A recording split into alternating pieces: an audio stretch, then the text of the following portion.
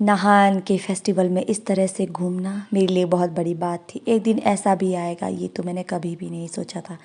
Hello नमस्ते जी, स्वागत है आपका मेरे ब्लॉग में और सिरमौर में। हम लोग तीर्थ यात्रा पर गए थे। वहाँ से वापस आने के बाद हम लोग यहाँ पर खिंडा खा रहे थे क्योंकि सर्दी का मौसम भी आ गया था। हमारे यहाँ पे गांव में ठंड हो रही थी। खिंडा वगैरह खाने के बाद यहाँ पर है मेरी बेटी, जिसे मेरी भतीजी खिला रही थी, मेरे जेठ जी की बेटी। और मैं अपनी बेटी को यहाँ पे छोड़ के जा रही हूँ मंदिर। मेरे ससुराल में ये प्रथा है कि जब भी यात्रा में जाते हैं तो वापस आने के बाद 1-2 दिन के अंदर ही मंदिर में रात्रि जागरण करते हैं, कुल देवता के मंदिर में।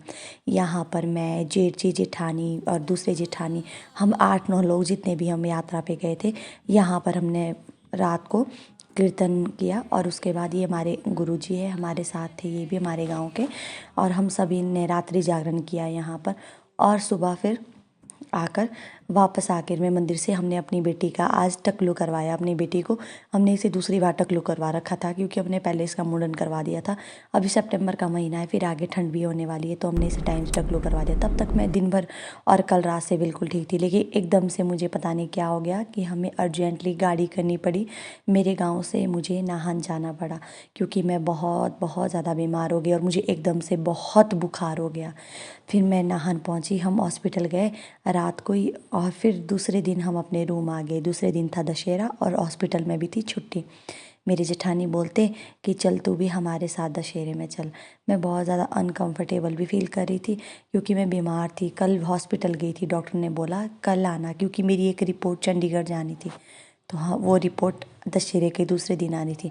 मेरी जेठानी ने बहुत ज़्यादा रिक्वेस्ट की कि दशहरे देखने चल, थोड़ी फ्रेश हो जाएगी। तो मैं भी बच्चों के साथ चली गई ढाठू में दशहरा देखने। वहाँ पर ना मेरे आसपास मेरे फॉलोवर भी थे, फिर मेरे को देख रहे थे, फिर सोच रहे थे कि इसने क्यों लगाया है ढाठू। लेकिन जैसे मुझे बुखार हो गया था, अभी हम लोग बुखार ही मान के चल रहे थे कि मुझे बुखार हो गया है और उसकी रिपोर्ट दशहरे के दूसरे दिन आनी है चंडीगढ़ से। रिपोर्ट आई, एकदम से मुझे एडमिट कर दिया गया और बोला कि आपका माइनर ऑपरेशन होना है जो दूरबीन द्वारा होता है। यहाँ पर देख सकते हो आप, एडमिट हो गई हूँ मैं। मेरे बेड में एक दूसरे भी थे, ये देखो मेरे साथ ना दूसरे मरीज़ भी थे बेड पे। नाहन में ना बहुत ज़्यादा भीड़ थी और हॉस्पिटल में तो एक बेड पे 2-2 मरीज़ थे। ये थे मेरे जेठानी, जिन्हें मैं भाभी बोलती हूँ। और थोड़ी ही देर में मेरे जेठ जी भी आने वाले थे ड्यूटी से। वो भी डायरेक्ट ड्यूटी से हॉस्पिटल ही आ गए। यहाँ पे लग गया था मुझे कैनेला, जिससे कि मुझे बहुत ज़्यादा नफरत है क्योंकि इसको लगाने में बहुत ज़्यादा दर्द होती है यार, क्या ही कर सकते हैं फिर। और ऊपर से वो नर्सें वगैरह फिर इतने सारे ब्लड सैंपल ले जाते हैं। ये है मेरे जेठ जी जो ड्यूटी से आकर डायरेक्ट यहीं आ गए थे। फिर इसके बाद ना मेरे हस्बैंड भी आ गए थे क्योंकि मेरी मतलब जब दशहरे से पहले दिन मेरा सैंपल हुआ था, फिर दशहरे के दिन छुट्टी थी। आज सुबह ही मेरी रिपोर्ट आई और एकदम से बोला एडमिट हो जाओगे और इनका ना माइनर ऑपरेशन करना पड़ेगा, बुखार की वजह से अंदर बीमारी हो रखी है। फिर आ गए थे मेरे पति देव भी घर से। ये बेचारे तीनों बहुत परेशान हो रहे थे क्योंकि मेरे को ना इंजेक्शन से भी डर लगता है कि क्या हो गया, पर चलो क्या कर सकते हैं। मैंने कभी भी नहीं सोचा था कि मेरी लाइफ में इतना जल्दी ये फेस देखने को मिलेगा। फिर ये लोग सब वहीं थे, मेरी जेठानी चले गए।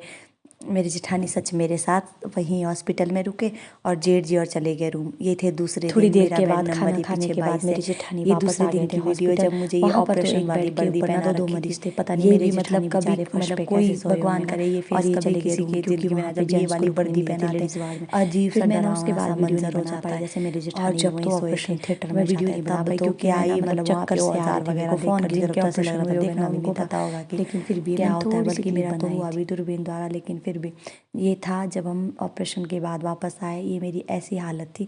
ये थोड़ी सी क्लिप मेरे हस्बैंड ने बनाई है क्योंकि मैंने उनको बोला था कि मैं सोशल मीडिया पे नहीं डालूंगी, लेकिन ऐसे याददाश्त के लिए कभी मैं 40-50 साल की हो जाऊँ तो मैं दिखाऊंगी अपने बच्चों को कि मेरी ज़िंदगी में बेटा ये ऐसा फेस भी आया था।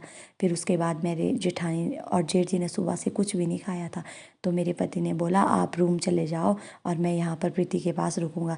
ये फिर बाद में 21 नंबर बेड पे शिफ्ट कर दिया था हमें, और एक बेड पे ना हम 2 लोग थे। ये मेरे गाँव की थी दूसरी लड़की भी। और यहाँ पर हमारे पतिदेव कर रहे हमारे पाँव की मालिश क्योंकि पूरी तरह मेरा शरीर सुन्न हो गया था। उसके बाद मैं होश में तो आ गई थी, मतलब ऐसे आँखों वगैरह से दिख रहा था, लेकिन सुन्न हो गया था पूरा शरीर। ये वाले ना मतलब फिर उसके बाद ये चले गए